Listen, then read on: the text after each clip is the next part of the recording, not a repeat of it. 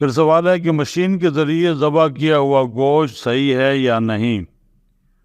تو اس کا جواب یہ ہے کہ مشینی ذبح کو اہل علم نے صحیح قرار نہیں دیا، اس لیے اس سے اعتراض کرنا چاہے۔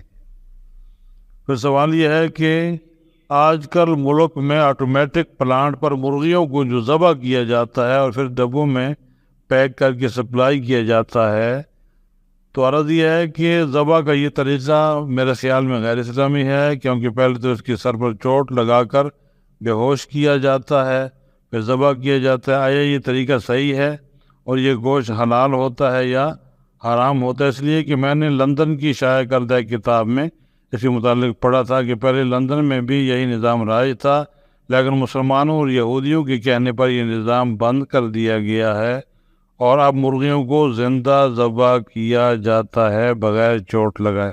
تو جی اس کا جواب یہ ہے کہ ذبح کا یہ طریقہ غلط ہے۔ جی اگر سر پر چوٹ مار کر ذبح کرنے میں جانور کو راحت ہوتی اور یہ طریقہ اللہ تعالیٰ کے نزدیک پسندیدہ ہوتا تو رسول اکرم صلی اللہ علیہ وسلم اس کی تعلیم خود عطا فرماتے۔ جن لوگوں نے یہ طریقہ ایجاد کیا ہے وہ گویا اپنے آپ کو رسول اللہ صلی اللہ علیہ وسلم سے زیادہ ذہین اور عقل مند ثابت کرنے جا رہے ہیں۔ اگر پاکستان میں یا کسی اور مسلمان ملک میں یہ طریقہ رائج ہے تو فوراً بند کر دینا چاہیے۔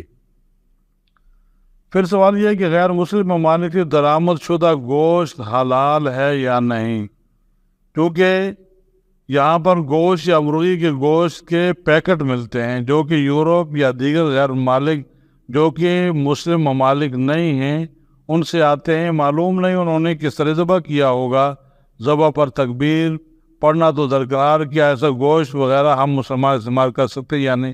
تو جس کا جواب یہ ہے کہ جس گوشت کے بارے میں اطمینان نہ ہو کہ وہ حلال طریقے سے ذبح کیا گیا ہوگا اس سے پرہیز کرنا بہتر ہے۔